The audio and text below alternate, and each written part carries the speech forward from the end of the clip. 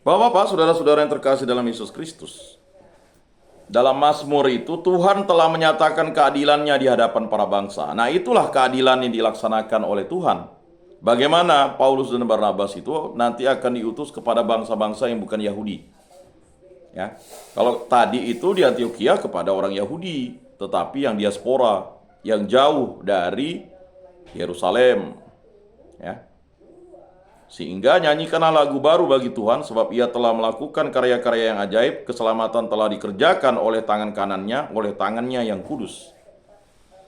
Jadi bapak-bapak, saudara-saudara yang terkasih, apa yang kita dapatkan pada hari ini itu adalah berkat karya-karya yang ajaib, keselamatan yang telah dikerjakan oleh tangan kanannya, ya, dan oleh lengannya yang kudus. Maka tidak salah, ya kan, ada gambaran-gambaran tangan Tuhan itu, ya, nampak di beberapa gereja itu menjadi suatu ikon atau lambang atau tanda bahwa yang bekerja atas diri kita itu adalah tangan kanan dan lengannya yang kudus.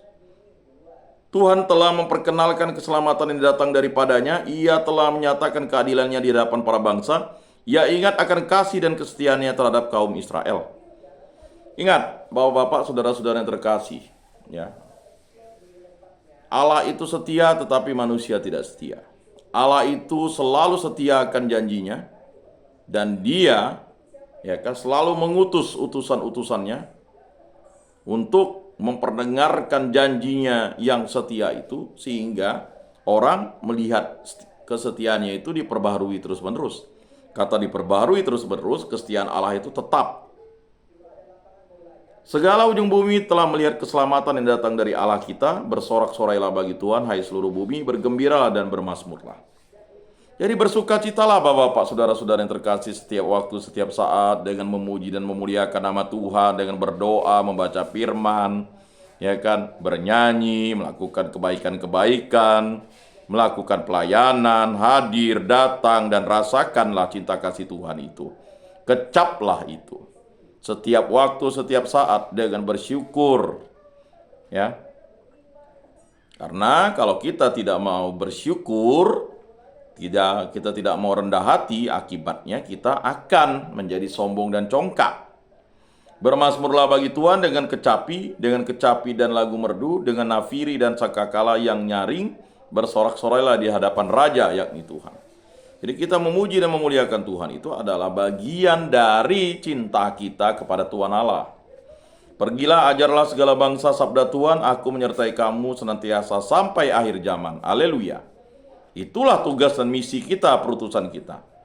Mungkin perutusan kita ya sama seperti Paulus dan Barnabas harus tinggal 1 tahun di Antioquia. Bapak mungkin tinggal, ada yang beberapa bulan, ada yang 1 tahun, ada yang 2 tahun, ada yang 5 tahun, ada yang 10 tahun di tempat ini, sebagai suatu misi dari keselamatan Tuhan bagi kita. Jangan melihat kegiatan ini sebagai suatu bentuk yang membosankan atau mengantukkan, tetapi inilah misi kita sekarang, bahwa kita ya ditempatkan di tempat ini beberapa tahun atau beberapa bulan untuk siap diutus lagi kembali ke daerah asal kita, ke kampung kita, ke daerah lain mungkin tempat tinggal kita nantinya. Dan kita harus selalu mencintai Tuhan dengan total dan bersuka cita dan bergembiralah. Nah, maka ya, bacaan dari Injil Matius ini, sekali peristiwa Yesus berkata kepada murid-muridnya, pergilah dan beritakanlah kerajaan surga sudah dekat. Ya. Ini amanat agung Allah. Kata kerajaan Allah sudah dekat, orang itu sudah didekati oleh Allah. Ya. Melalui kita. Jangan lalu kita tidak mau mewartakan kerajaan Allah yang sudah dekat itu menjadi jauh kepada orang yang belum mengenal Kristus. Sembuhkanlah orang sakit, ya, bayangkan itu perintah ya. Jadi amanat agung Allah, sembuhkanlah orang-orang sakit. Jadi karena perintah Yesus langsung, perintah Allah langsung, perintah Roh Kudus langsung, jadi mereka diberikan berkat untuk menyembuhkan orang-orang sakit. Lalu bangkitkanlah orang mati, luar biasa. Ya, kita tahu Petrus itu setelah Yesus naik ke surga, lalu turunlah Roh Kudus atas Petrus dan para rasul. Petrus itu bisa membangkitkan orang mati. Nah, dalam nama Tuhan Yesus Kristus, dalam nama Tuhan orang Nazaret yang engkau salibkan itu, katanya. Ya, itu Petrus. Ingat, Petrus itu dia bisa berjalan di atas air, tetapi ketika langkah ketiga akhirnya dia tenggelam, dia menjadi takut. Ya kan? Karena ketidakyakinannya. Sehingga Yesuslah yang mengangkat dia kembali dari air dan akhirnya dibawa ke dalam perahu. Tetapi ketika Yesus naik ke surga dan Roh Kudus turun atas para rasul, disitulah Petrus dan para rasul tahu bahwa hanya Tuhan Allah lah yang patut dipuji dan disembah, dan dialah yang bisa menyembuhkan orang-orang sakit, ya, secara sempurna. Dan karena dialah, ya, orang mati bisa dibangkitkan. Karena kalau Yesus tidak menderita sengsara lalu disalib, bangkit pada hari ketiga, sia-sialah iman kita. Itulah pewartaan yang disampaikan para rasul kepada kita. Tahirkanlah orang kusta. Ya, dulu penyakit kusta adalah penyakit kutukan. Jadi penyakit kusta itu adalah penyakit kedagingan, ya, gatal awalnya, lama-lama dia menjadi berair, membengkak seperti bisul, lalulah bisa memutuskan, ya, karena dia bisa membuat busuk, ya, daging yang bagus di tubuh manusia itu. Lama-lama kalau dia sudah menderita, dia mati. Usirlah setan-setan, jelas. Ya. Musuh Allah adalah iblis. Mengapa dia menjadi musuh Allah? Karena dia sudah tidak bisa diampuni, karena dia menghujat Roh Kudus. Jadi Bapak-bapak, ya, jadi jangan, ya, lalu bernegosiasi dengan setan itu. Kita ingat bacaan pada hari Minggu itu, ya, Beelzebul. Kamu mengusir setan dengan penghulu setan, dengan kuasa Beelzebul, ya kan? Lalu kamu mengusir setan dengan kuasa pemimpin setan. Maka kata Yesus, kalau setan itu mengusir setan dengan dirinya, berarti sudah tamat riwayat setan tuh. Setan itu kan, Satan itu kan sang penantang. Nah, itu misi yang utama bagi kita para murid. Jadi bukan kita yang lalu menjadi setan. Ada lagu dulu itu tahun 91, setan 2, setan 3, setan, gerombolan setan. Nah, itu adalah orang-orang yang melakukan kejahatan-kejahatan, bersekongkol untuk melakukan kejahatan dan akhirnya membinasakan orang. Maka perang itu adalah setan melawan setan, titik. Ya. Karena membinasakan, membunuh, ya, dan merusak cinta kasih. Sama seperti kita kalau kita berbuat jahat. Tetapi anak-anak manusia itu jika berdosa, dia diampuni. Tetapi kalau dia menghujat Roh Kudus, dosanya tidak diampuni. Nah, ini bapak-bapak, saudara-saudara, ingatkan anak cucu kita, ya kan? Jangan gara-gara mau kawin, mau jabatan, lalu pindah menjadi bukan pengikut Yesus Kristus. Kacau nanti, tak diampuni. Titik, tidak ada koma-koma. Nah itu. Atau bapak-bapak frustasi, ya, karena yang didapat menjadi pengikut Kristus itu kepahitan terus. Ingat bapak-bapak, menjadi pengikut Kristus itu dalam suka dan duka, duka dan suka, untung dan malang, malang dan, ya, maka kata Paulus itu, ya kan, baik mati atau hidup, aku adalah milik Kristus. Ya. Jadi bapak-bapak, saudara-saudara yang terkasih, ya, bagi orang Kristen itu tidak ada lagi kesialan karena sudah dipatahkan dan ditebus oleh Yesus Kristus.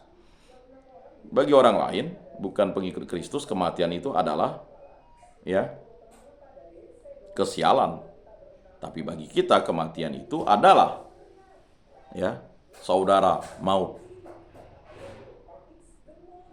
Nah, Bapak-bapak, saudara-saudara yang terkasih, ini ya yang dikaitkan dengan Barnabas tadi itu sebagai seorang rasul yang total. Dia jujur, dia menjual semua harta miliknya. Kita tahu ada murid Ananias dan istrinya. Ini Ananias yang berbeda dengan yang membaptis Paulus ya.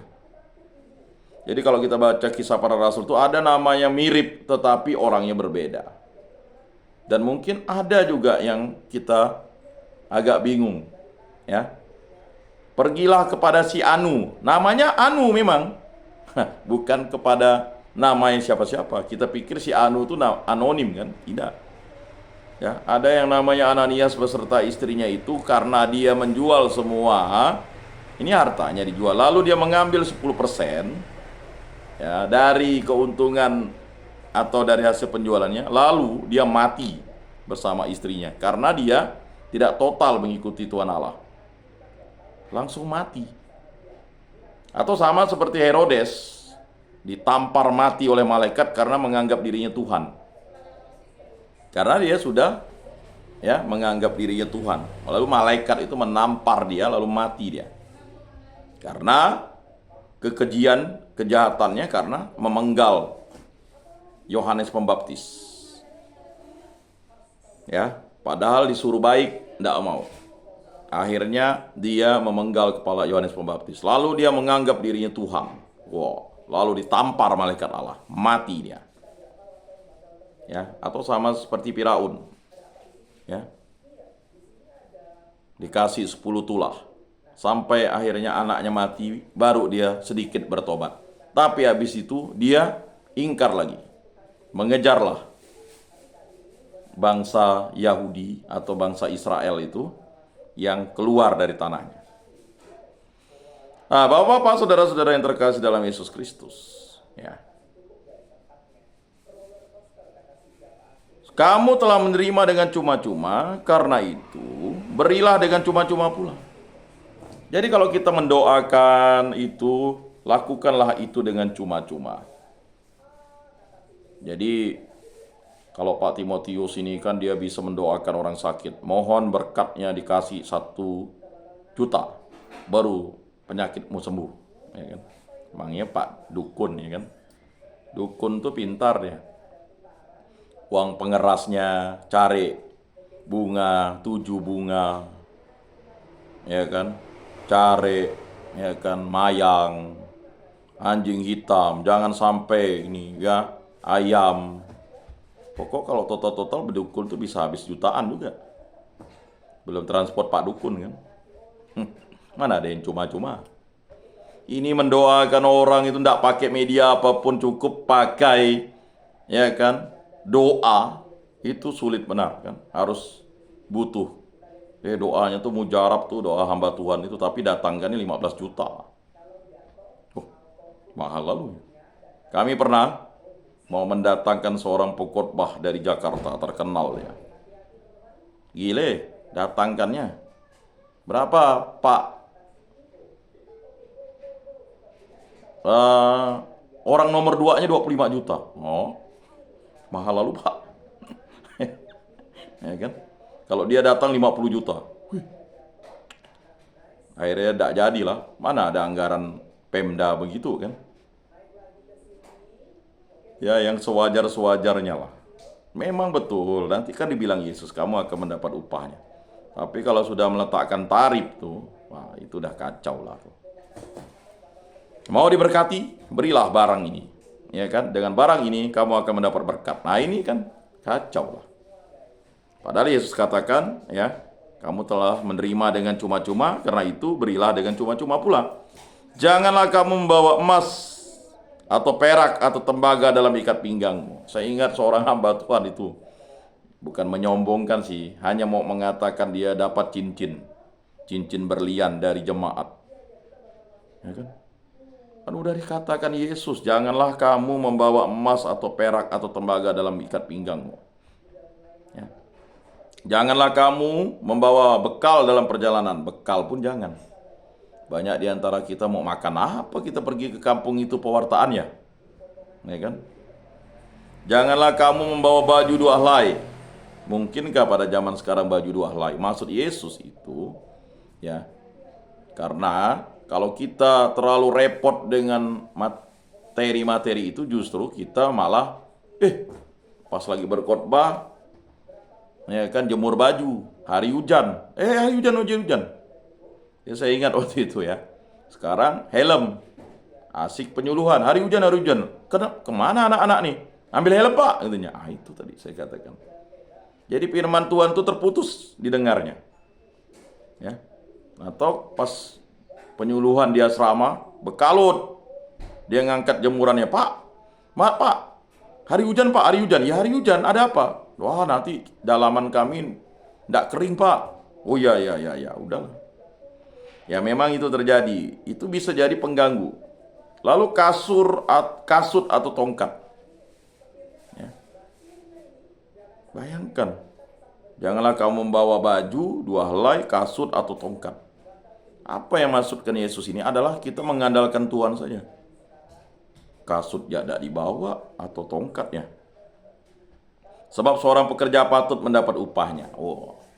Maksudnya ketika sudah sampai di suatu tempat, kamu akan diterima. Dan semua itu disediakan oleh Allah melalui perantaraan orang lain.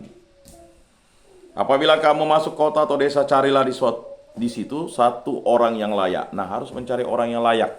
Kata layak itu adalah orang yang mau menerima firman Tuhan. Dan tinggallah padanya sampai kamu berangkat. Apabila kamu masuk rumah orang, berilah salam kepada mereka. Salam dong, salam. Ini masuk gereja ya, jangan mengucapkan salam. Mukanya beringas, kesal, ngantuk, ganas. Ya kan? Salam susah benar, salpi susah benar. Ya. Jika mereka layak menerimanya, salammu itu turun ke atasnya. Jika tidak, salammu itu kembali kepadamu. Ya. Itu dia. Jadi kalau kita mengucapkan salam, tidak ada masalah. Selamat pagi, semangat pagi.